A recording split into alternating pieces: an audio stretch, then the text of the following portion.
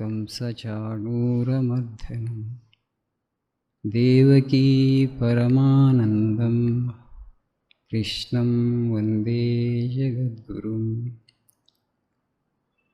श्रीमद्विख्यातिलताक्रामित रोदोऽन्तराळ कमनीयमहाजीमूततुलितदेह श्यामलरुचिजाल रामचन्द्र नृपाला.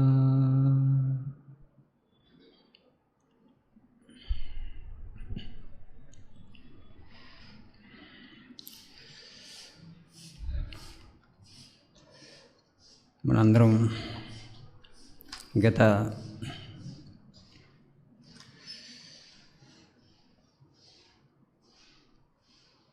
8 ప్రసంగాలలో ప్రహ్లాద చరిత్ర గురించి చదువుకుంటున్నాం. ఇవాళది 9వ ప్రసంగం ప్రహ్లాదుడి చరిత్రమే. కొంచెం నిదానంగా వెళుతున్నాం, ఎందుకంటే ఈ ప్రహ్లాద చరిత్రలో వేదాంత సారం మొత్తం ఇమిడి ఉంది. అందుకని కొంచెం విడమర్చి చెప్పుకుంటున్నాం. గత ప్రసంగంలో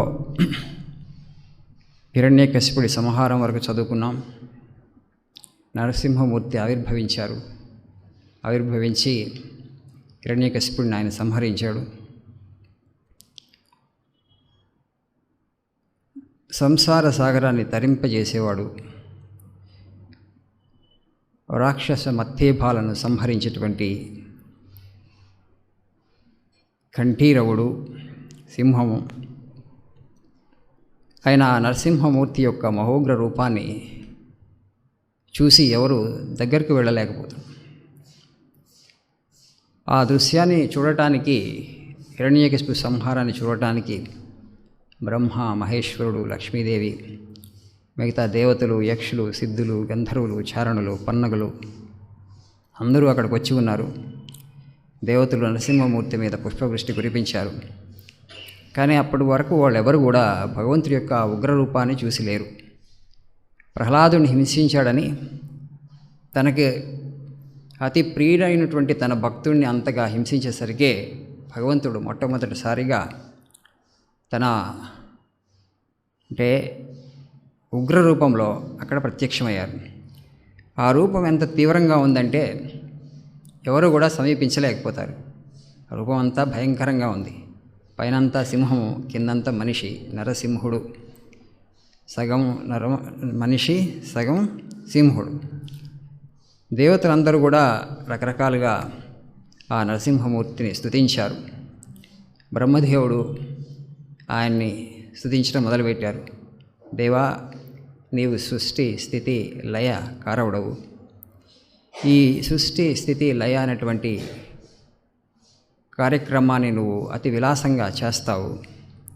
ఓ విచిత్ర పరాక్రమశాలి, ఓ నిత్య పవిత్ర కార్యనిర్వాహక, ఓ అవ్యయాత్మ, నీకు ఇవే నా అభివందనాలు అని చెప్పి బ్రహ్మదేవుడు నరసింహమూర్తికి తన నమస్కారాలు సమర్పిస్తాడు. తర్వాత అక్కడ ఉన్నటువంటి రుద్రుడు ఆయన భగవంతుని స్తుతిస్తున్నాడు, నరసింహమూర్తిని. అమరవరేణ్య మీదట సహస్రయుగాంతమునాడుగాని కోపమునకు వేళగాదు. సురబాధకుడైన తమస్వినీచరును సమరమునన్ వధించితివి చాలు. తదాత్మజుడైన వీడు సద్విమలుడు, నీకు భక్తుడు, పవిత్రుడు కావుము భక్తవత్సల. శివుడు ఈ విధంగా స్తుతించాడు. ఏమన్నాడు? అమరవరేణ్య, మీదట సహస్రయుగాంతము నాడు గాని కోపమునకు వేళగాదు. కల్పాంతంలో భగవంతుడు ఉగ్రరూపాన్ని ధరించాలి. ఎందుకంటే మళ్ళీ సృష్టి మొత్తాన్ని నాశనం చేసి సృష్టిని తనలో తాను ఉపసంహరించుకుంటాడు. ఉపసంహరించుకున్నటువంటిది కాబట్టి అప్పుడు రౌద్ర రూపాన్ని ధరిస్తాడు. కానీ ఇంకా ప్రళయానికి ఇంకా సమయం ఉందే, ఇది ప్రళయ సమయం కాదు కదా, మరి ఎందుకు ఇంత ఉగ్రరూపం ధరించావు? ఈ రూపాన్ని ఉపసంహరించుకో. నువ్వు ఏ కార్యం చేయడానికి వచ్చావో చంపేశావు కదా, తమస్వినీచరును, దేవతల్ని ఇబ్బంది పెట్టే బాధ పెట్టే హిరణ్యకశిపుని చంపేశావు కదా సమరంలో. తదాత్మజుడైనటువంటి ఆయనకు పుట్టినటువంటి ప్రహ్లాదుడు సద్విమలుడు, నీకు భక్తుడు, పవిత్రుడు, ఈ భక్తుడిని కావుము భక్తవత్సల అని శివుడు నరసింహమూర్తిని స్తుతించి ఆయన్ని శాంతింపజేయడానికి ప్రయత్నిస్తాడు. తర్వాత ఇంద్రుడు ప్రార్థిస్తున్నాడు.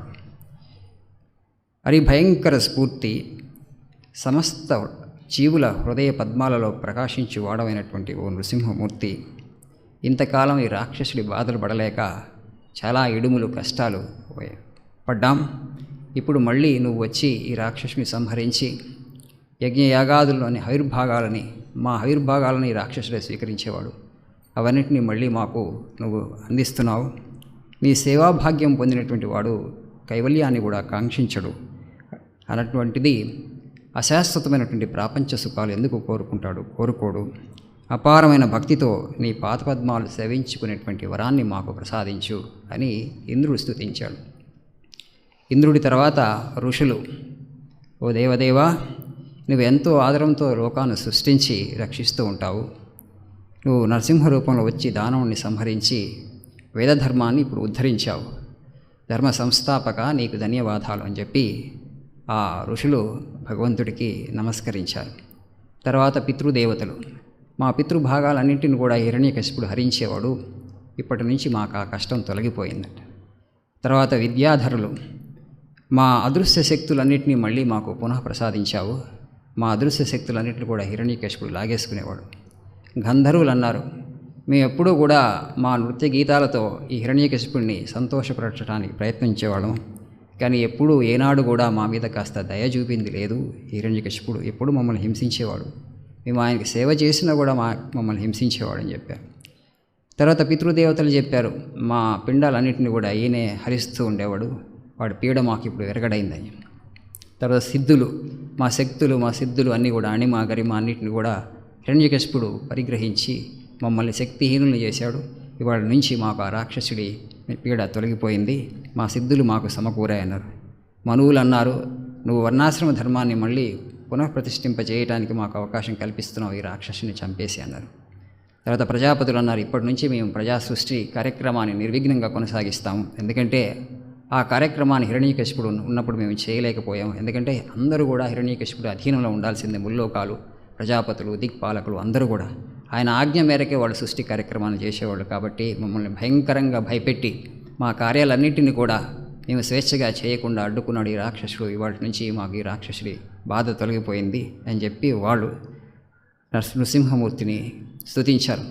తర్వాత యక్షులు అన్నారు, మా భుజాల మీద కూర్చొని విహరించేవాడు ముల్లోకాలు, కానీ ఎప్పుడు కూడా మమ్మల్ని బాధ పెట్టేవాడు అని చెప్తూ. తర్వాత కింపురుషులు అన్నారు, ఓ దేవదేవా, నిన్ను స్తుతించటానికి మేమెంత, మా శక్తి ఎంత, నిన్ను స్తుతించాలంటే నువ్వు అర్థం కావాలి, నిన్ను అర్థం చేసుకున్నటువంటి మేధస్సు ప్రజ్ఞ బుద్ధి మాకు లేదు, కాబట్టి మేము నిన్ను స్తుతించగలిగే అంతటి శక్తి ఉన్నవాళ్ళం కాదు, మమ్మల్ని కరుణించని వాళ్ళు ప్రార్థించారు. తర్వాత వైతాళికులు, విష్ణు సేవకులు అన్నారు, ఓ దేవదేవా, నిన్ను భక్తితో కన్నా వైరంతో చేరుకోవటమే తేలికేమో, ఎందుకంటే ఆ విధంగా నువ్వు ఈ రాక్షసుని సంహరించి నువ్వు ఈ రాక్షసుని అనుగ్రహించావు, నీ అద్భుత స్వరూపం చూసి మేమందరం తరించామన్నారు. అయినా కూడా ఎవ్వరు కూడా నరసింహదేవుని సమీపంలోకి వెళ్ళలేకపోతున్నారు, ఆయన శాంతింపజేయలేకపోతున్నారు. వీళ్ళందరూ ఇలా స్తుతించినప్పటికీ కూడా భగవంతుడు తన ఉగ్రరూపాన్ని విరమించుకోలేదు, ఇంకా ఆయన అలా భయంకరమైనటువంటి రూపంతోనే ఉన్నారు. అప్పుడు ఈ దేవతలు బ్రహ్మ వెళ్ళి లక్ష్మీదేవి దగ్గరికి వెళ్తారు, ఆమె అక్కడ ఉంటుంది. ఆమెతో అంటారు, హరికిం పట్టపుదేవివి హరి సేవా నిపుణమతివి హరిగతివి సదా హరిరతివి నీవు సని నరహరి రోషముడింపవమ్మ హరివర మధ్య. హరికిం పట్టపుదేవి, నువ్వు పట్టంకు రాణివి కదా, భగవంతుడు నిరంతరం సేవలు చేస్తూ ఉంటావు నువ్వు వైకుంఠంలో అమ్మ. హరిసేవా నిపుణమతివి, హరికి ఎలాంటి సేవ అవసరమో నీకే తెలుసు, ఎందుకంటే నువ్వు ఆయన భార్యవి కాబట్టి. హరిరతివి, సదా హరిగతివి, ఎప్పుడూ హరే నీకు, అంటే ఇంకా హరికి సేవ చేయడం తప్ప ఇంకా జీవితంలో వేరే ఆదర్శం లేనటువంటి దానివి. నీవు సని నరహరి రోషము డింపవమ్మ, నువ్వు దగ్గరికి వెళ్ళి సమీపించి ఆయన్ని శాంతుణ్ణి చేయి, ఆయన కోపం ఉపసంహరించుకున్నట్లు చేయి తల్లి అని దేవతలు, బ్రహ్మ అందరూ లక్ష్మీదేవిని ప్రార్థిస్తారు. అప్పుడు ఆమె అంటుంది, ఆయన దగ్గరికి వెళ్ళి ఒకసారి నరసింహమూర్తిని చూసి లక్ష్మీదేవి తల్లి ఇలా అంటుంది, ప్రళయార్కబింబంబు పగిదినున్నదిగాని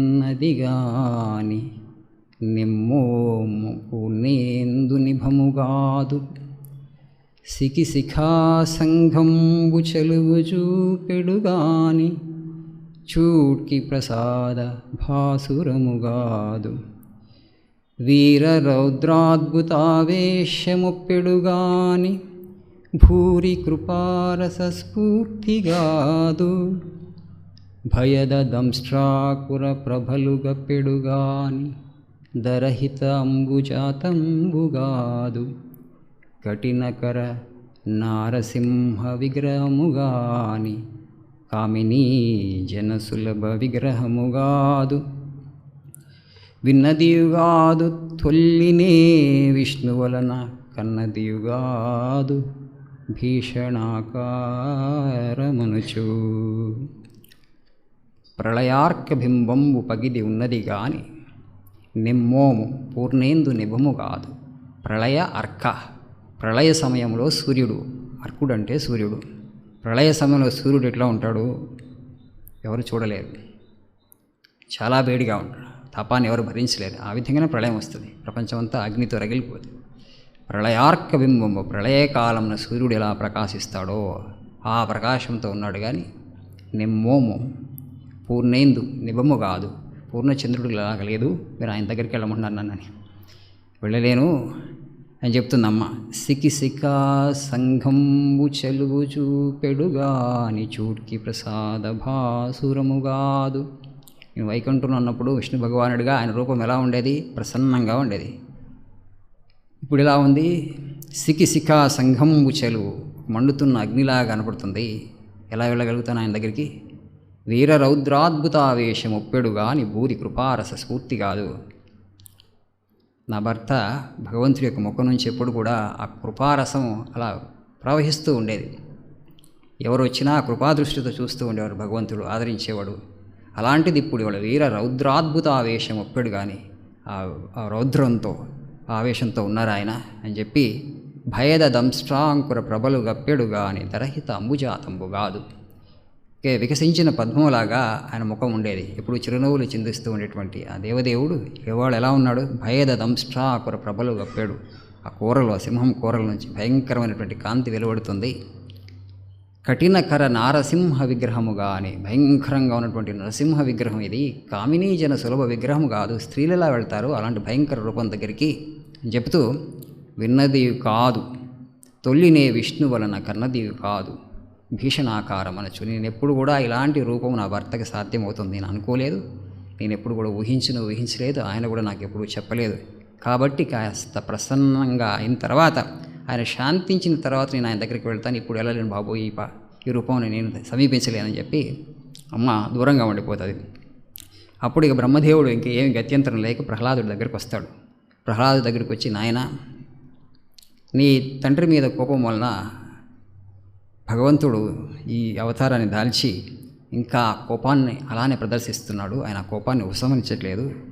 నువ్వన్న వెళ్ళి ఆయన శాంతించట్లేదు, ఆయన సమీపించి కాస్త ఆ రౌద్ర రూపాన్ని కాస్త ఉపసంహరించుకోమనయ్యా, కాస్త శాంత ముఖాన్ని, శాంత రూపాన్ని ప్రదర్శించేటట్లు చేయి, ఆయన కోపాన్ని ఉపశమింపజేయవయ్యా. భగవంతుడికి కోపం రాదు కూడా, ఎందుకంటే అంతా ఆయనే కాబట్టి. అలాంటిది తన భక్తుడి కారణం వలన ఆయనకు కోపం వచ్చింది, ఆయన అవతారం ధరించాడు. ఎందుకంటే ఈ భక్తుడిని హిరణ్యకశిపుడు చిత్రహింసలు పెట్టాడు కాబట్టి, తన భక్తుడిని చిత్రహింసలు పెట్టాడు కాబట్టి ఆయన అక్కడ అవతారం ధరించాడు. అలుగుటే ఎరుగని అజాత శత్రుడు ఇవాళ అలిగాడు, భగవంతుడికి కోపం వచ్చింది. కోపం అంటే ఎరుగని భగవంతుడికి కోపం వచ్చింది. మరి ఆ కోపం ఎలా అంత తొందరగా ఉపసంహరింపబడదు కదా. అందుకని ఇప్పుడు బ్రహ్మదేవుడు ప్రహ్లాదుడిని అడుగుతాడు. ప్రహ్లాదుడు ఏమీ భయపడకుండా చేతులు ఇట్లా జోడించి ఆయన మెల్లగా చిన్న చిన్న బుడ్డి అడుగులతో భగవంతుడిని సమీపించాడు. ఇలా కరకమలాలు ముకుళించుకొని చేసి ఆయన సమీపించి సాష్టాంగ దండ ప్రణామం చేశాడు నరసింహమూర్తికి. అప్పుడు భగవంతుడు ప్రసన్న దృక్కులను ఆ ప్రహ్లాదుడి మీద సారించి మనకి కూడా ఒక అద్భుతమైనటువంటి పద్యం ఉంది భాగవతంలో. ప్రాభవమొప్ప ఉత్కట కృపామతియై కదియంగజీరి సంశోభిత దృష్టి సంఘముల జూచుచు బాలుని మౌళియందు లోకాభినుతుండుబెట్టె ఉద్భటకాల సర్ప భీతాభయదానశస్తము అనర్గళ మంగళహేతు హస్తమున్. ఆ నరసింహమూర్తి హస్తం గురించి చెప్తున్నారు. ఆయన తన చేయిని హస్తాన్ని తీసుకొచ్చి బాలుని మౌళియందు ప్రహ్లాదుడి తల మీద పెట్టాడు. ప్రాభవమొప్ప ఉత్కట కృపామతి అయి మహాకృప ఆయన ముఖంలో తాండవించగా కదియంగ చేరి కొంచెం ముందుకు వచ్చి సంశోభిత దృష్టి సంఘముల చూచుచు ఆర్ద్రమైన దృక్కులను ప్రహ్లాదుడి మీద ప్రసరింపచేసి బాలుని మౌళియందు లోకాపిను తుండు పెట్టే ఆ ప్రహ్లాదుడి యొక్క తల మీద భగవంతుడు తన చెయ్యి పెట్టాడు. అసురాంతక చెయ్యి ఏంటి అంటే అసురాంతకు, అప్పుడే అసురుని హిరణ్యకశిపుని సంహరించినటువంటి హస్తం చెయ్యి అసురాంతకు. ఉద్భట కాల సర్ప భీత అభయ శస్తము. మనందరం కూడా కాలసర్పానికి భయపడాల్సిందే. కాలం అన్నింటినీ కబళించి వేస్తుంది కాబట్టి ఈ కాలసర్పం వల్ల భయపడిన వాళ్ళు ఎవరూ ఉండరు. అన్ని శరీరాలను మింగుతుంది, సృష్టి మొత్తాన్ని మింగుతుంది ఈ కాలసర్పం. ఆ కాలసర్ప భయం నుంచి మనిషి విముక్తుడు అవ్వాలంటే భగవంతుడి యొక్క అనుగ్రహం ఒకటే శరణ్యం. కాలసర్ప భీత అభయదాన శస్తము. కాలసర్పం యొక్క భయం నుంచి మనకి విముక్తిని కలిగించేటువంటి ఆ శస్తమైనటువంటి ఆ హస్తాన్ని బాలుని మౌళియందు ప్రహ్లాదుడి యొక్క తల మీద భగవంతుడు పెట్టాడు. ఇట్లు హరి కరస్పర్శనంబున భయ విరహితుండును, బ్రహ్మజ్ఞాన సంహితుండును, పులహిత దేహుండును, సముత్పన్న బాష్ప సలిల ధారా సమూహుండును, ప్రేమాతిశయ గద్గద భాషనుండును, వినయ వివేక భూషణుండును, ఏకాగ్ర చిత్తుండును, భక్తి పరాయత్తుండును అయి అద్దేవుని చరణకమలంబులు తన హృదయంబును నిలుపుకొని కరకమలంబులు ముకుళించి ప్రహ్లాదుడు ఇట్లనే. నేను నా సొంత భాష్యం చెప్పకుండా ప్రహ్లాదుడు ఏమన్నాడో భాగవతంలో మనకి ఏ భాష వచ్చిందో ఆ భాషనే ఇక్కడ మీకు చెప్పడానికి ప్రయత్నం చేస్తాను. దానంతా సంగ్రహించి క్లుప్తంగా చెబుదాం అనుకున్నా కానీ ఎందుకంటే వాక్యాలు ఆయన వాడినటువంటి పదాలు కూడా చాలా ముఖ్యం. ఎందుకంటే పోతన గారి ముఖతః మనకి ప్రహ్లాదుడి యొక్క నరసింహమూర్తి మధ్య జరిగినటువంటి సంభాషణ వచ్చింది కాబట్టి ఆ వచనాల్లో ఉన్నది ఉన్నట్టుగానే చెప్పడానికి ప్రయత్నం చేస్తాను.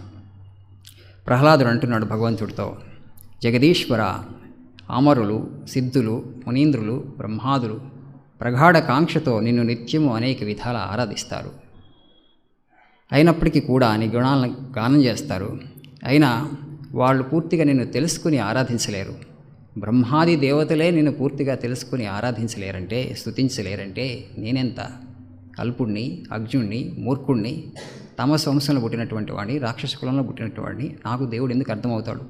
కులమే తామస కులంలో పుట్టారు, రాక్షస కులంలో. వాళ్ళకి అంటే నువ్వు ఎవరినైతే సృష్టించి ఎవరినైతే సత్వగుణాన్ని పాదుకొలిపావో అలాంటి దేవతలకి బ్రహ్మకి కూడా అర్థం కావు నువ్వు. అయినా వాళ్ళ శక్తి కొలది, వాళ్ళ మేధస్సు కొద్ది, వాళ్ళ బుద్ధి కొలది వాళ్ళని స్తుతిస్తారు.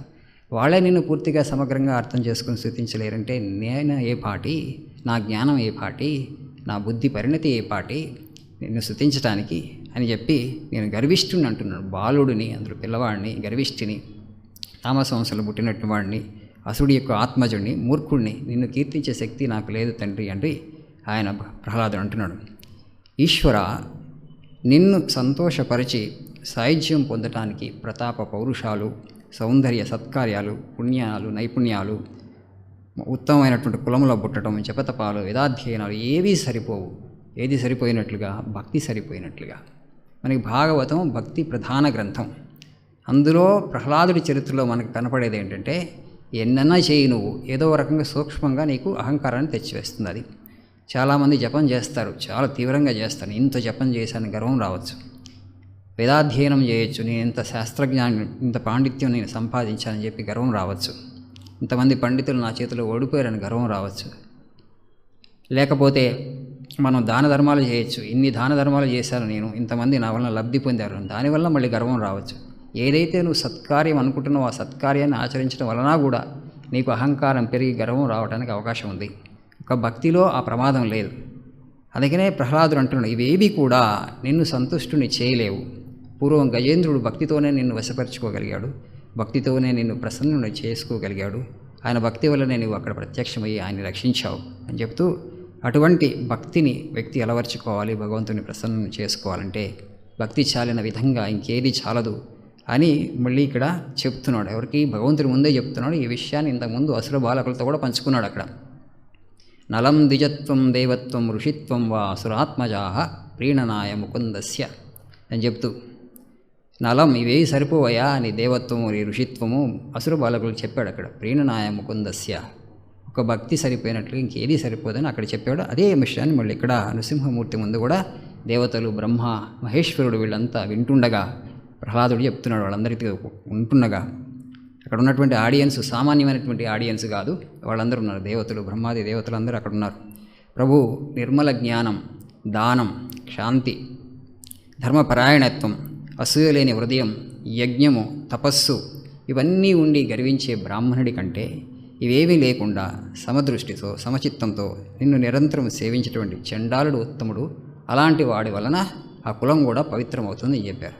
ఇక్కడ చూడండి, ఇవన్నీ ఉండొచ్చు, ధర్మపరాయణత్వం ఉండొచ్చు, యజ్ఞాలు చేయొచ్చు, దానాలు చేయొచ్చు, తపస్సు శక్తి ఉండొచ్చు, అసూయ లేని హృదయం ఉండొచ్చు. అవేమి ఉన్నప్పటికీ కూడా నేను ఇవన్నీ చేశాను కాబట్టి నేను పవిత్రుడిని, నేను భగవంతుడికి దగ్గర ఉన్నాను, నేను గొప్ప ఆధ్యాత్మిక సాధకుడిని అని గర్వం రావడానికి అవకాశం ఉంది.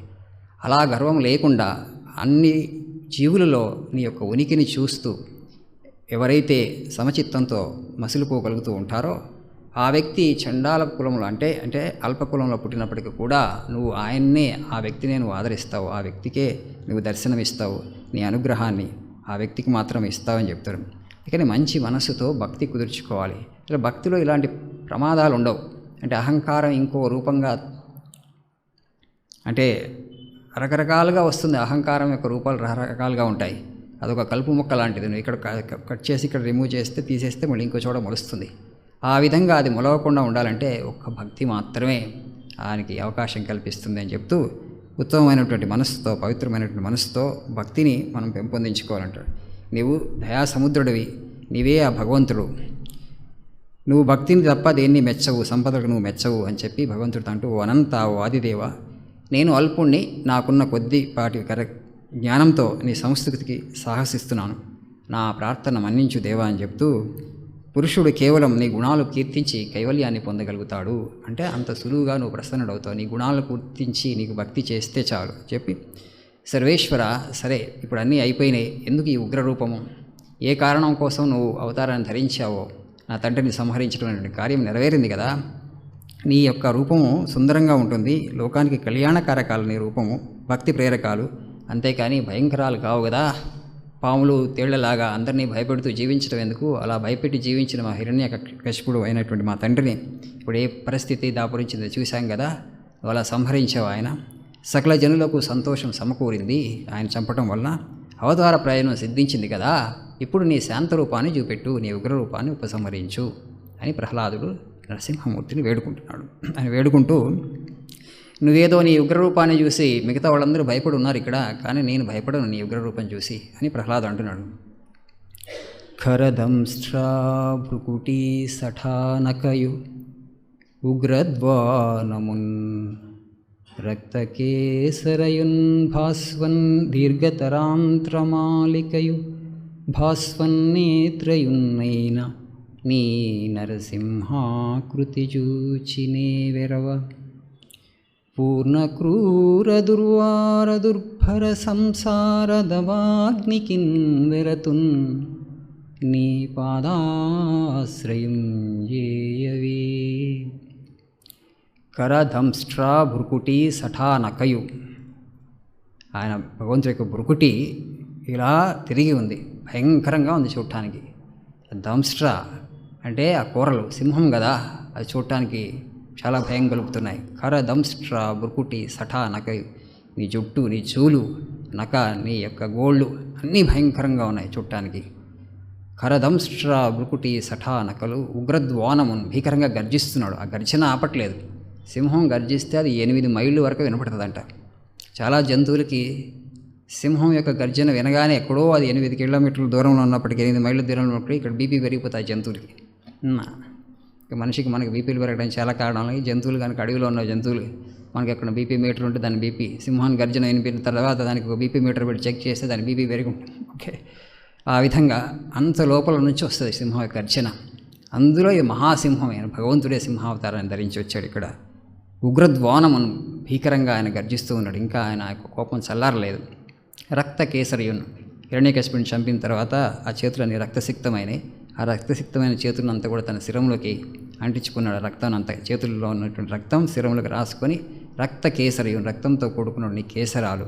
దీర్ఘతరాంతరమాలికయు గోడతో హిరణ్యకశిపుని చీల్చిన తర్వాత లోపల ఉన్నటువంటి ప్రేవులను తీసుకుని తన కంఠమాలికలుగా అలంకరించుకున్నాడు. అంత కోపం వచ్చింది. మామూలుగా చంపేయలేదు హిరణ్యకశిపుని, ఎందుకంటే భయంకరమైనటువంటి వరం పొందాడు కదా బ్రహ్మ నుంచి. ఆ వరగర్వంతో తన మహాభక్తుడైన ప్రహ్లాదుని నానా యాతనలు పెట్టాడు, నానా చిత్రహింసలకు గురి చేశాడని చెప్పేసి అని. కానీ వీటికి నేను భయపడను. భాస్వన్ నైత్రయున్ భయంకరంగా ఉన్న కళ్ళు అక్కడ, అంటే నిప్పులు కక్కుతున్న కళ్ళు అవి. భాస్వన్ నైత్రయున్ నైనని నరసింహాకృతి చూచి నీ వెరవ. ఈ నరసింహాకృతి ఇంత భయంకరంగా ఉన్నది నన్ను భయపెట్టలేదు. మరి నేను దేనికి భయపెడతానంటే పూర్ణ క్రూర దుర్వార దుర్భర సంసార దవాగ్నికిన్ వెరతున్. ఏదైతే సంసారాన్ని నువ్వు సృష్టించావు కదా, ఈ సంసారం పూర్ణ క్రూర అంటే మొత్తం ఇక్కడ క్రూరత్వం ఉంది. ఇక్కడ కూడా ఎవరికీ కాస్త సుఖము సంతోషము ఆనందం రావడానికి అవకాశం లేదు. అయినా మేము ఈ సంసారం మీద విరక్తిని పెంపొందించుకోలేకపోతున్నాం. నువ్వు ఏదైతే రచన చేసావో ఈ సంసారానికి మాయకి, దీనికి నేను భయపడతానయ్యా. నీ రూపం అంత భయంకరంగా అనిపించట్లేదు నాకు, కానీ నువ్వు సృష్టించిన సంసారం మాత్రం ఇంకా భయంకరంగా కనపడుతుంది. సో ఈ సంసారంతో పోలిస్తే ఇదంత ఉగ్రరూపం కాదు అని చెప్తూ పూర్ణ క్రూర దుర్వార దుర్భర సంసార దవాగ్నికిన్ వెరతూ నీ పాదాశ్రయం చేయవే. నీ పాదాల దగ్గర నాకు ఆశ్రయాన్ని కలిగించు. నీ ఉగ్రరూపాన్ని చూసి నేనేమీ భయపడట్లేదని చెప్తాడు ప్రహ్లాదుడు. దేవా, జన్మ జన్మల్లో సుఖానికి వియోగం దుఃఖానికి సంయోగం. మనందరం ప్రయత్నిస్తూనే ఉంటాం సుఖం కోసం, సంతోషం కోసం. దుఃఖానికి రాకుండా ఉండటానికి మనం శతవిధాలా ప్రయత్నం చేస్తూనే ఉంటాం. ఎక్కువ ఆనందాన్ని కోరుకుంటూ దుఃఖం ఏ విధంగా కూడా మన దగ్గరికి రాకుండా, జోలికి రాకుండా ఉండాలని మనం ఎంత ప్రయత్నం చేసినా కూడా ఎప్పుడు కూడా దుఃఖమే ఎక్కువ పాళలో వస్తుంది. సుఖం అనుకున్న పాళలో మనం ఆశించిన విధంగా రావట్లేదు ఈ సంసారంలో. ఎందుకంటే భగవంతుడి యొక్క సృష్టి అలా ఉంది. ఈ దేహం మీద అభిమానం పెంచుకొని అది వదులుకోకుండా మోహంతో తిరుగుతున్నాను. ఇటువంటి నాకు ప్రియుడవు సకుడవు పరదేవతో నీవే. బ్రహ్మగీతాలైనటువంటి బ్రహ్మే స్తుతించేటువంటి నీ లీలావతార విశేషాలను వినుకుంటూ, వాటిని స్తుతిస్తూ, వాటిని చదువుకుంటూ నేను ఈ దుఃఖం నుంచి విముక్తుడు రావడానికి ప్రయత్నం చేస్తాను. నీ యొక్క భక్తులతో నేను స్నేహం చేసి వాళ్ళతో పాటు కలిసి ఉండటానికి ప్రయత్నం చేస్తాను. అదొక్కటే మార్గం ఈ సంసారం నుంచి తరించడానికి అంటున్నాడు. బాలుడిని ఏ విధంగా అయితే తల్లిదండ్రులు రక్షించాలో, తల్లిదండ్రులను ఆసరాగా తీసుకుంటారు పిల్లలు, ఎందుకంటే పిల్లలకి ఆసరా అవసరం కదా 20 సంవత్సరాల వరకు. అదేవిధంగా రోగికి ఆసరా ఏముంటుంది? వైద్యుడు ఇచ్చేటువంటి ఔషధం రోగికి ఆసరా. అదే సముద్ర ప్రయాణంలో ఉన్నటువంటి వ్యక్తికి నౌక ఆసరా అవుతుంది. అదేవిధంగా నాలాంటి వాళ్ళకి, జీవులకి ఆసరా ఎవరంటే నీ పాదపద్మాలు. ఇప్పటి వరకు నీ ఉపేక్ష చేయబడ్డాను, ఇంకా ఉపేక్షించకు, నన్ను కరుణించు, నాకు నీ పాదాశ్రయం నాకు అనుగ్రహించు, నా పాదాల దగ్గర నాకు కాస్త స్థలాన్ని ఇవ్వు అని చెప్పి, నీవు తప్ప మరొకడు నన్ను ఉద్ధరించలేడు అంటున్న ప్రహ్లాదుడు. ఇప్పటికే భగవంతుడి యొక్క కృపకి పాత్రుడు అయినప్పటికీ కూడా ఆయన ప్రార్థన ఎలా ఉందో చూడండి. ప్రహ్లాదుడి ప్రార్థన, ఈ సంసారం అంత లోపభూయిష్టం, ఈ సంసారం అంత భయంకరమైనటువంటిది, ఈ సంసారంలో సుఖమైనటువంటిది కల్లా అని మన వాళ్ళు, మన ఋషులు ముళ్ళు మళ్ళీ చెప్పి మనందరికీ వాళ్ళు చెప్తున్న సందేశం ఏంటంటే, ఈ ప్రపంచంలోకి వచ్చాం కాబట్టి, మానవ దేహం ధరించాం కాబట్టి భగవద్భక్తిని పెంపొందించుకోండి. మనం ఏంటి అన్నింటికీ ప్రాధాన్యత ఇచ్చి ఒక్క దీనికి మాత్రమే, ఆధ్యాత్మిక సాధనకి, భగవంతుని నామాన్ని స్మరించడానికి, గుర్తుపెట్టుకోవడానికి మాత్రం సమయాన్ని ఇవ్వలేకపోతున్నాం. అంటే మన దగ్గర సంకల్పం లేదు. నేను నా యొక్క అంటే బాధ్యతలన్నీ తీరిన తర్వాత నేను భగవంతుని ఉపాసిస్తాను, భక్తిని పెంపొందించుకోవడానికి ప్రయత్నం చేస్తాను అని చెప్పేటువంటి వ్యక్తి ఆయన యొక్క పరిస్థితి ఎలాంటిదంటే, సముద్రంలో తరంగాలు ఆగిన తర్వాత నేను దిగి స్నానం చేస్తాను అనటువంటి మనవాళ్ళు చెప్పారు. సముద్రంలో తరంగాలు ఆగిన తర్వాత నేను దిగి స్నానం చేస్తాను అంటే, కాబట్టి దేన్ని అయినా రేపటికి వాయిదా వేయచ్చు, కానీ భగవంతుడి యొక్క నామస్మరణ అనేటువంటిది రేపటికి వాయిదా వేసే విషయం కాదు. అది మనం గుర్తుపెట్టుకోవాలి. కానీ మనం దీన్ని చివరికి పెట్టేసుకున్నాం. చివరికి ఎప్పుడు 60 సంవత్సరాల తర్వాత అంటే కంక్లూజన్కి వచ్చేసాం. 60 సంవత్సరాలు తప్పకుండా జీవించబోతున్నాను, సెల్ఫ్ కంక్లూషన్స్కి వచ్చేసాం. తర్వాత నేను కాస్త ఈ భగవద్భక్తిలో ఉండటానికి ప్రయత్నం చేస్తాను. ఇక మన దేశంలో కనీసం 60 తర్వాత, ఇంకా మిగతా దేశాలు అయితే ఏమీ లేదు. 60 తర్వాత లేదు, 70 తర్వాత లేదు, 80 లేదు. వాళ్ళకి అది రుచించదు, మనసు అటు వైపు వెళ్ళదు. ఈ సూక్ష్మమైనటువంటి విషయాలు వాళ్ళు అర్థం చేసుకోగలిగేటువంటి శక్తి, మేధస్సు లేదు. పూర్తిగా రజోగుణం అక్కడ. మన దగ్గర తమో గుణము, సత్వగుణము, రజోగుణం 3 కనపడతాయి. అక్కడ సాత్వికులు ఎక్కువ కనపడతారు, చాలా తక్కువ మంది ఉంటారు మనకు తెలిసి. ఇక కాబట్టి నువ్వు ఈ భయంకరమైనటువంటి మనస్సును సృష్టించావు. ఈ మనస్సు అవిద్యార్పిత వికారము, వేదోక్త కర్మ ప్రధానము. ఎప్పుడు ఈ యజ్ఞాలు అంటే ఏంటంటే స్వర్గానికి వెళ్ళాలని యజ్ఞాలు చేయడానికి పూనుకుంటే తప్ప ఈ సంసార చక్రాత్మకమైనటువంటి ఈ మనస్సు నీకు భక్తి చేయడానికి మాత్రం ముందుకు రాదు. నిన్ను సేవించకుండా ఎవరూ కూడా ఈ సంసార సాగరాన్ని తరించలేరు. నేను ఈ సంసార దావానంలో పడి మాడిపోతున్నాను అంటున్నాడు. ఈ సంసార దావానంలో పడి మాడిపోతున్నాను అంటాడు. ప్రహ్లాదుడు ఎప్పుడు కూడా ఈ ప్రాపంచికమైనటువంటి జీవితానికి సంబంధించి కోరికలు పెట్టుకొని వాటిని ఒక ప్రయత్నం చేసి వాటిని తీర్చుకోవడానికి తర్వాత వైరాగ్యం పొందినటువంటి వ్యక్తి కాడు. పుట్టుకతోనే పరమ వైరాగ్యంతో పుట్టాడు.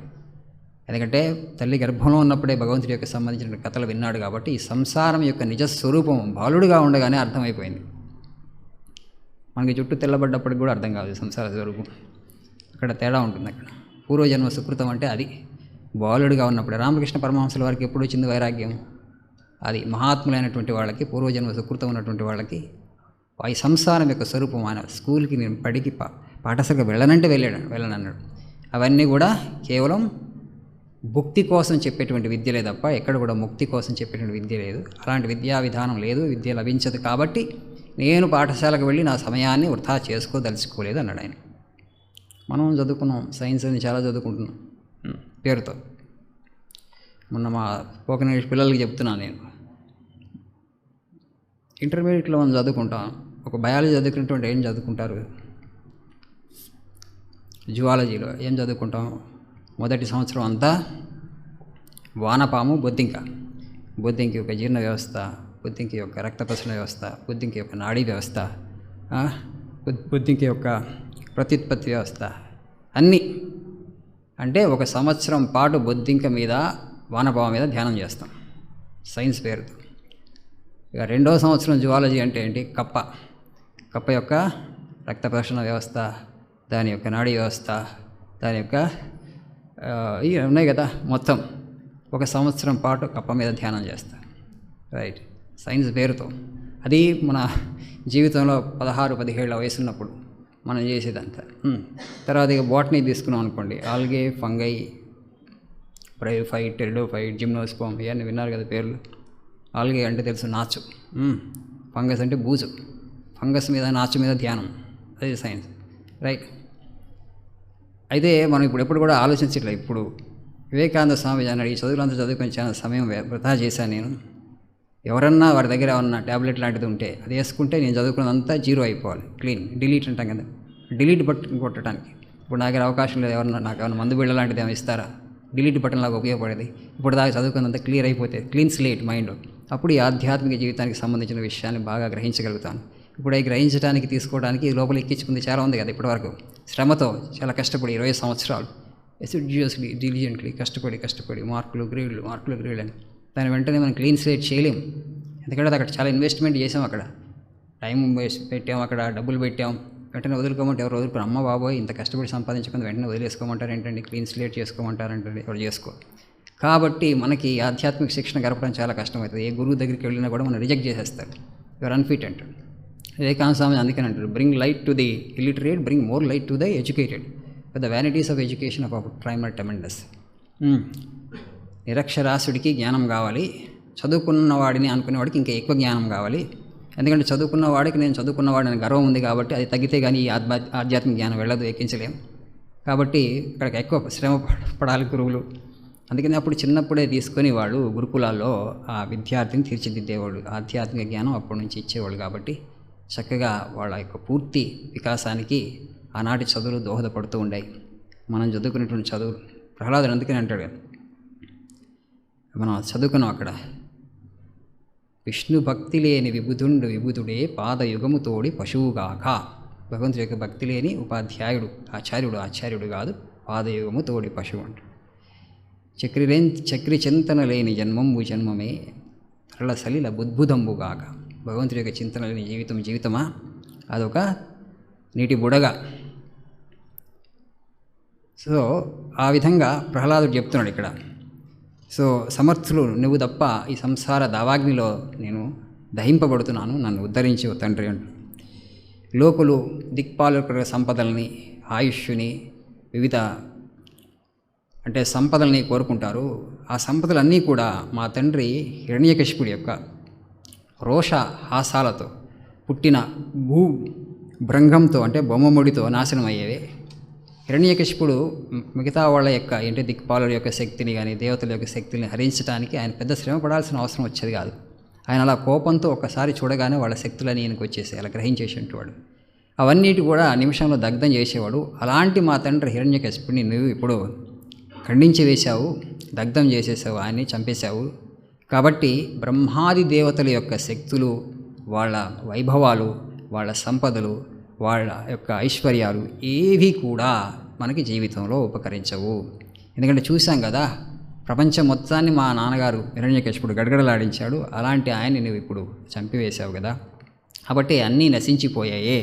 కాల రూపంలో ఉన్నటువంటి నీ ముందు ఏమీ నిలవవు దేవదేవ. ఇక నాకు ఏమీ వద్దు. నాకు కొంత భక్తి జ్ఞానం నీ మీద కుదురుకొని ఉంది. అవి ఇంకా పెరిగేటట్లు నాకు అనుగ్రహించు. నీకు సేవకుడుగా ఉండే భాగ్యాన్ని నాకు ప్రసాదించు అని ప్రహ్లాదుడు ఆ నృసింహమూర్తిని వేడుకుంటున్నాడు. ఈశ్వర, ఈ సంసారంలో మనుషులు పొందేటువంటి సుఖాలన్నీ కూడా ఎండమావులు వంటివి. అంటే ఏవి కూడా నిజమైనటువంటి సుఖాన్ని, ఆనందాన్ని ఇవ్వలేవు. అయినప్పటికీ కూడా దేహం ఎప్పుడూ రోగగ్రస్తం అయి ఉంటుంది. దేహం యొక్క ఈ యాత్రే చాలా లోపభూయిష్టం. ఇది అర్థం చేసుకోకుండా మనిషి ఇక్కడేదో సుఖాన్ని పొందాలని చెప్పి ఈ సంసారంలో ఏవో తాపత్రయపడుతూ చాలా ప్రయత్నాలు చేస్తూ పోతూ ఉంటాడు.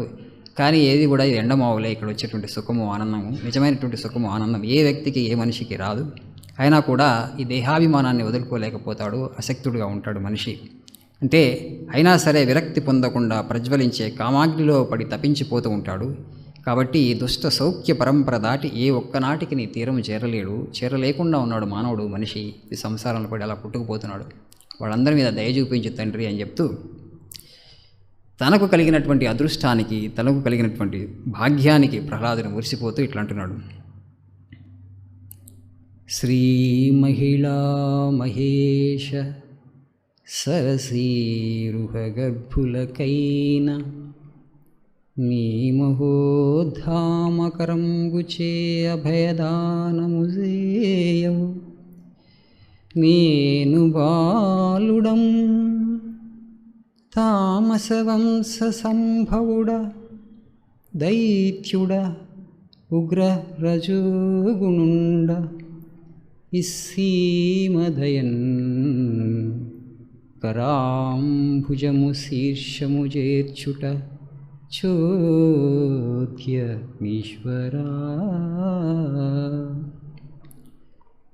శ్రీ మహిళా మహేష సరసీరుహ గర్భులకైన నీ మహోద్ధామ కరంబుచే అభయదానం జేయవు.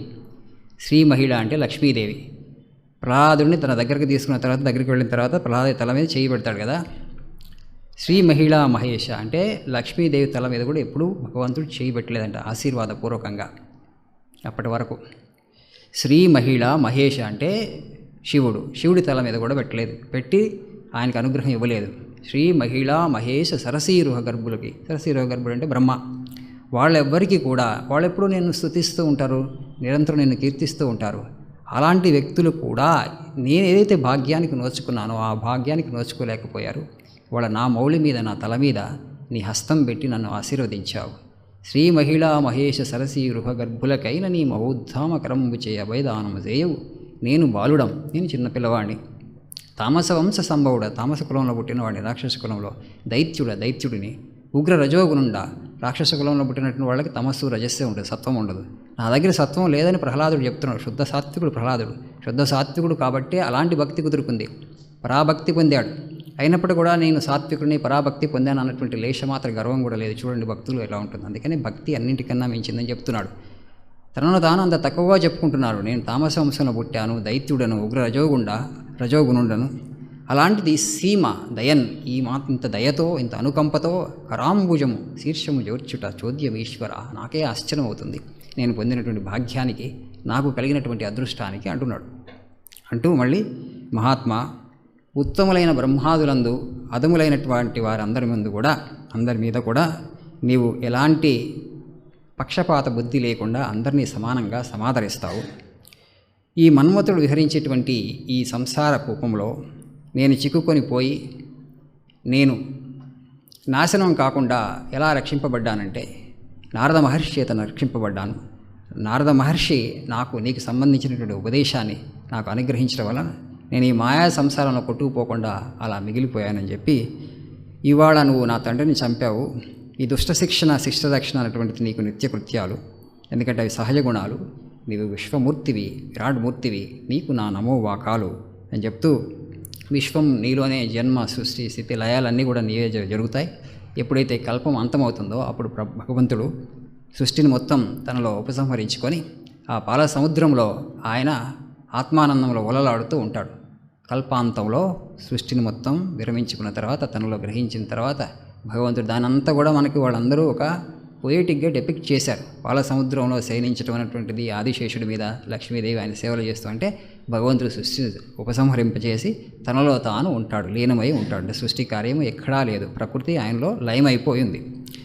ఆ స్థితి అయిపోయిన తర్వాత మళ్ళీ కల్పాన్ని సృష్టించదలిచినప్పుడు ఏం చేస్తాడు? నిద్ర మేలుకుంటాడు. నిద్ర అంటే అది తామసిక నిద్ర కాదు, ఆయన తనలో తాను రమించి ఉంటాడు, తనలో తాను లయమై ఉంటాడు. సృష్టి జరుగుతుంది, తర్వాత సృష్టిని ఉపసంహరిస్తాడు కల్పాంతంలో. మళ్ళీ కల్పాన్ని అంటే సృష్టిని సృజించడానికి పూనుకొని ముందు ఆయన నాభి నుంచి ఒక కమలం పుడుతుంది. ఆ కమలం నుంచి బ్రహ్మదేవుడు వస్తాడు. అలా బ్రహ్మదేవుడు వచ్చి బ్రహ్మదేవుడు ముందు బయట చూస్తాడు, ఏం చేయాలి, ఎందుకు వచ్చాను, ఎక్కడి నుంచి పుట్టాను, అది వెతుకుతాడు. ఆయనకి ఏం కలపడదు. కంగారు పడిపోయి బ్రహ్మదేవుడు మళ్ళీ ఎక్కడి నుంచి వచ్చానో అక్కడికి వెళ్తాడు. నాభి కమలంలోకి వెళ్ళి ఇక్కడ 1000 సంవత్సరాలు తపస్సు చేసిన తర్వాత అప్పుడు భగవంతుడు ఆయన ఎందుకు సృష్టించాడో రహస్యం చెప్తాడు. ఆయనకి కనపడి ఏం చెప్తాడు? నువ్వు ఈ సృష్టి కార్యానికి ఉపక్రమించు, మళ్ళీ పూర్తి సృష్టిని చేయి. ఆ విధంగా తపస్సు ద్వారా భగవంతుడు అనుగ్రహాన్ని పొంది భగవంతుడు మళ్ళీ సృష్టి కార్యాన్ని చేస్తాడు. ఆ విధంగా సృష్టిని సృష్టించడం, ఉపసంహరించడం, సృష్టిని సృష్టించడం, ఉపసంహరించడం ఒక చక్ర భ్రమణంలాగా అది వెళుతూ ఉంటుంది. అది ఎంతకాలం జరుగుతూ ఉంటుంది అది భగవంతుడికే తెలుసు. అసలు పూర్తిగా ఈ సృష్టిని సృష్టించకుండా ఎప్పుడు తనలో తాను లయించి ఉండొచ్చు కదా, ఆయనకి ఎందుకు ఈ సృష్టి అవసరం ఏర్పడుతుందంటే దానికి మన దగ్గర సమాధానం లేదు. ఎందుకంటే ఆయన సర్వశక్తిమంతుడు, మనకేం అకౌంటబుల్ కదా ఆయన. ఓకే, ఆయన లీల అంటాం అంతే. చివరికి చెప్పేది ఏంటంటే ఆయనకి ఎప్పుడు సృష్టించాలని కోరిక పుడితే సృష్టిస్తాడు. ఆయన ఎవరు ప్రశ్నించలేదు, అందుకనే ఆయన పరమాత్ముడు, అన్ని శక్తులకి అవతల ఉన్నటువంటి వాడు. ఆయన కాజ్ అండ్ ఎఫెక్ట్ సైకిల్ కార్యకారణానికి బయట ఉన్నటువంటి వాడు.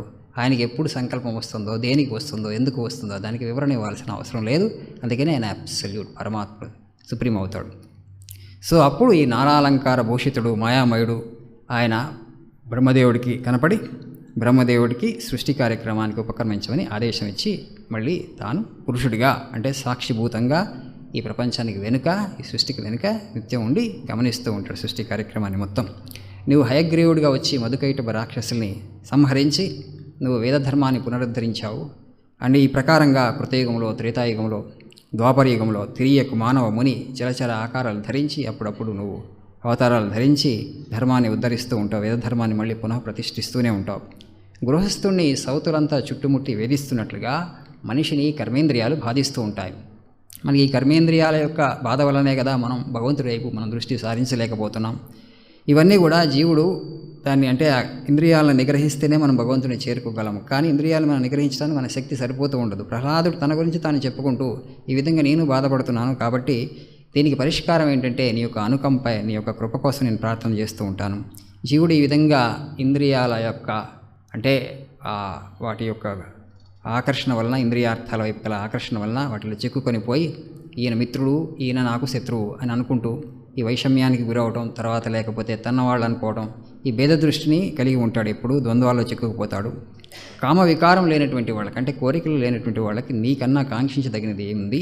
ఎవరైతే నిన్ను కాంక్షిస్తారో, నిన్ను పొందుతారో ఇంకా వాళ్ళకి ప్రపంచంలో ఏది కోరుకోరు వాళ్ళు అని చెప్పి వాళ్ళకి, ఒకవేళ నీకు భక్తి లేని వారికి తత్వజ్ఞానం అవగతం కాదు, అర్థం కాదు. ఎంత మహాపండితులైనటువంటి సరే వాళ్ళు ఈ సత్వ రజస్తమో గుణాలతో కూడుకున్నటువంటి ప్రకృతిలో చిక్కుకొనే ఉంటారు. కేవలం వాళ్ళు యజ్ఞయాగాదులు చేస్తూ అంటే స్వర్గానికి పోవడానికి సంకల్పించగలుగుతారేమో కానీ వాళ్ళు తత్వజ్ఞులైన విద్వాంసులు అయితే తప్ప, తత్వరహస్యం అర్థమైతే తప్ప భక్తిని కుదుర్చుకుంటే తప్ప వాళ్ళకి కూడా ముక్తి మోక్షం లభించదు. మీ ప్రకృతి అంత బలీయమైనటువంటిది, మీ మనస్సు అంత బలీయమైనటువంటిది, ఆ మనస్సును జయించినటువంటిది అంత తేలిక కాదు అని ప్రహ్లాదుడు చెప్తూ ఒక అద్భుతమైనటువంటి పద్యం ఉంది ఇప్పుడు మనకిది భాగవతంలో.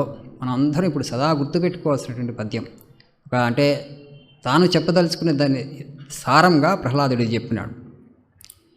నీ గృహాంగణ భూమి నిటలంబు మోవంగ మోదించి నిత్యంబు మ్రొక్కడేని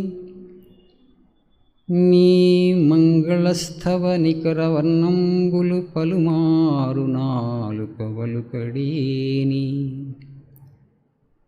నీ అధీనములుగా నిఖిల కృత్యంబులు ప్రియభావంబున సమర్పింపడేని నీ పదాంబుజముల నిర్మల హృదయుడై చింతించి మక్కువ చిక్కడేని నిన్ను చెవులార వినడేని నీకు సేవ చేయరాడేని బ్రహ్మంబు చెందగలడే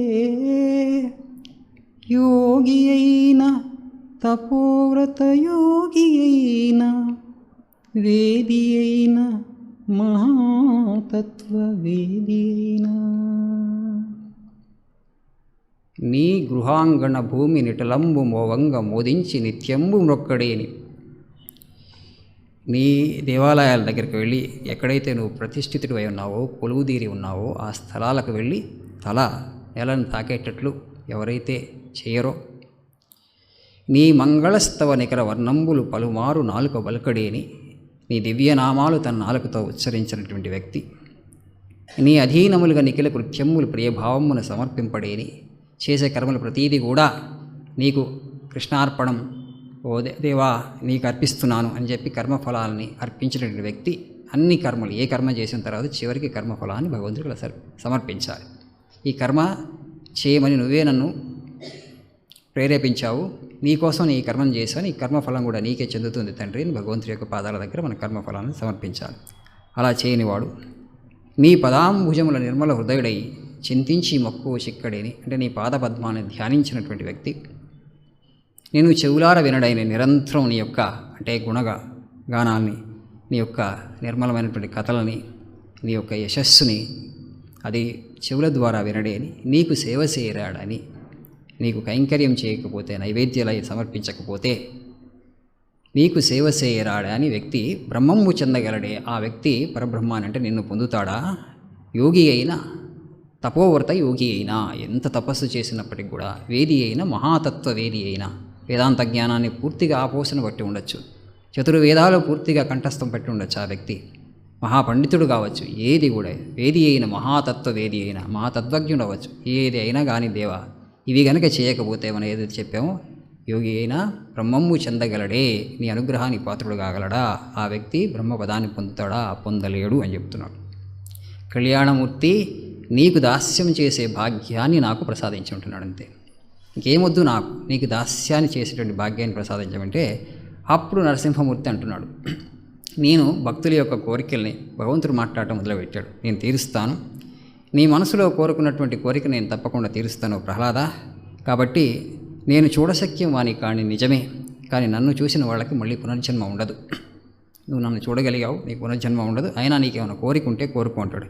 అప్పుడు ప్రహ్లాదుడు, ప్రభు ఈ కామము ఈ కోరికలతోనే కదా చచ్చిపోతున్నది, ఈ సంసారం చిక్కుకున్నది, అలాంటి వాడిని మళ్ళీ నువ్వు కోరికలు కోరుకోమంటున్నావు, నాకు ఏమీ కోరికలు లేవు, ఈ కామానికి భయపడే నేను మోక్షార్థినై నేను శరణు జొచ్చుతున్నాను కదా, నాకు మోక్షం కావాలి, ఈ సంసార చక్రం నుంచి బయటపడవేమో కానీ నేను అడుగుతున్నది, మళ్ళీ కోరికలు కోరుకొని నన్ను ఎందుకు ప్రలోభంలో పెట్టడానికి ప్రయత్నం చేస్తున్నావు, ఒకవేళ నువ్వు నన్ను కోరుకోమంటే ఇదిగా నేను ఇది నా కోరిక. ఏ కోరిక కోరుకున్నాడు, కోరికలు పెరగనటువంటి కోరికలు వృద్ధి పొందకుండా నాకు అనుగ్రహం ఇచ్చి ఆశీర్వదించి అంటున్నాడు ఆయన. అప్పుడు భగవంతుడు అంటున్నాడు, ప్రహ్లాద నీలాంటి ఏకాంత భక్తులు, నిర్మల మనస్సులు, జ్ఞాన సంపన్నులు ఏ కోరిక కోరరు, ఆ సంగతి నాకు తెలుసు, అయినప్పటికీ కూడా నువ్వు మనవంతర కాలం పాటు దానవాధీశుడువై నువ్వు ఈ దానవ రాజ్యానికి అధినేతగా నువ్వు సర్వసుఖాలు అనుభవించి తర్వాత శుభప్రదమైన బుద్ధితో నా గాథలు వింటూ ఉండు, సర్వభూతాత్మకుడైన నన్ను, యజ్ఞేశ్వరుడైన నన్ను ఈశ్వరుడిగా తెలుసుకొని ఆత్మలో నన్ను ప్రతిష్ఠించుకొని నువ్వు నన్ను స్తుతించి నన్ను పూజించడానికి ప్రయత్నం చేయి, తర్వాత కాలచక్రం తిరుగుతున్న తర్వాత శరీరం, అన్ని శరీరాలు కూడా కాల అంటే కాలశక్తికి లోబడే ఉంటాయి కాబట్టి శరీరం తర్వాతను వదిలేసి తర్వాత త్రైలోక్య విరాజమానము దేవేంద్రియ జయగీయమానము దశ దిశ పరిపూర్ణమైనటువంటి గొప్ప కీర్తితో నన్ను చేరుకుంటావని ఆశీర్వదించి భగవంతుడు, ఎవరైతే నా నరసింహావతారాన్ని నీవు చేసిన సంస్తుతిని ప్రేమపూర్వకంగా మనస్సులో భావించినటువంటి నరుడికి పునర్జన్మ ఉండదు, కర్మబంధాలన్నింటినీ అతిక్రమిస్తాడు. ఈ గాథను విన్నవారు, ఈ గాథను చదివినవారు, ప్రహ్లాదుడు ఏదైతే చెప్పారో భగవంతుడి గురించి ఆ విషయాన్ని గ్రహించినటువంటి వాళ్ళకి మళ్ళీ పునర్జన్మ ఉండదు. ప్రహ్లాదు అంటున్నాడు, దేవా నువ్వు పూర్వం వరాహ రూపంగా వచ్చి హిరణ్యాక్షుని చంపావు, మా పెనతండ్రిని చంపావు. దానితో నా తండ్రి హిరణ్యకశిపుడు నీ మీద ద్వేషాన్ని పెంచుకొని నిన్ను అర్థం చేసుకోలేకపోయాడు. ఆ విధంగా నీతో చంపబడ్డాడు. నా తండ్రికి ఉత్తమ గతులు కలిగేటట్లు అనుగ్రహించు అని చెప్పి నీ శాంతదృష్టి సోకి నిర్మలుడయ్యాడు. అయినప్పటికీ కూడా ఆయనకు ఉత్తమ గతులు కలిగేటట్లు అనుగ్రహించు తండ్రి అని చెప్తూ, ఓ భక్తజన పాపలత లవిత్ర, భక్తుల యొక్క పాపాలని నిర్మూలించే కొడవలి వంటి వాడు భగవంతుడు. ఆయన పాపాలు పోయి పరిశుద్ధాత్ముడయ్యేలాగున వరం ప్రసాదించు స్వామి అన్నప్పుడు, నృసింహమూర్తి నువ్వు దానికేమి చింతించకు, ఎందుకంటే నా దృక్కు పడిన తర్వాత ఆయన తండ్రికి ఆయన నిర్మలమైనటువంటి దేహాన్ని పొందుతాడు. నువ్వు ఇప్పుడు వేదోక్త విధిగా నీ తండ్రికి ఉత్తరక్రియలు చేయి అంటే ప్రహ్లాదుడు తండ్రి యొక్క దేహానికి ఉత్తరక్రియలు చేస్తాడు. అక్కడ బ్రహ్మ మహేశ్వరులు వాళ్ళందరూ ఉంటారు. తర్వాత ప్రహ్లాదుని రాక్షస రాజ్య పట్టాభిషిక్తుడిగా బ్రహ్మదేవుడు చేసి బ్రహ్మ దేవతలు వాళ్ళందరూ వెళ్ళిపోతారు. వాళ్ళందరూ వెళ్ళిపోయిన తర్వాత బ్రహ్మదేవుడు ముందు అంటాడు నరసింహమూర్తితో, ఈ హిరణ్యకశిపుని నువ్వు సంహరించి నాయన నువ్వు లోక కళ్యాణాన్ని కలిగించావు అంటే అప్పుడు ఇంకెప్పుడు కూడా అమర విరోధులకి, దేవతా శత్రువులకి, రాక్షసులకి ఈ విధంగా వరాలు ఇవ్వద్దు అని చెప్పి బ్రహ్మదేవుడికి ఒక హెచ్చరిక చేసి నృసింహమూర్తి కూడా అంతర్ధానం అవుతాడు. అప్పుడు ప్రథమ జన్మలో హిరణ్యకశిపుడుగా, ఇది ఎవరికి చెప్తున్నారు? నారదుడు ధర్మరాజుకి చెప్తున్నాడు. ప్రథమ జన్మలో హిరణ్యకశిపుడుగా, తర్వాత జన్మలో రావణ కుంభకర్ణులుగా, మూడో జన్మలో శిశుపాల దంతభక్తులుగా ఆ జయ విజయులు అవతారాలు ధరించి తర్వాత వైరభక్తితో భగవంతుడిని ద్వేషించి భగవంతుడి చేత నిహతులై మళ్ళీ వాళ్ళు వైకుంఠాన్ని చేరుకుంటారు. ఆ విధంగా వాళ్ళ యొక్క అంటే 3 జన్మల్లోనే భగవంతుడిని చేరుకోవాలని కోరుకుంటారు కాబట్టి మళ్ళీ వాళ్ళు భగవంతుడితో నిహతులై మళ్ళీ వైకుంఠాన్ని చేరుకుంటారని నారద మహర్షి ధర్మరాజుతో చెప్తాడు. ఇక్కడితో ప్రహ్లాద చరిత్ర ముగిసింది. అయితే ఒక అద్భుతమైన పద్యం ఉంది ఇక్కడ. మనం వచ్చే ప్రసంగంలో ప్రారంభ పద్యంగా దాన్ని చెప్పుకుందాం.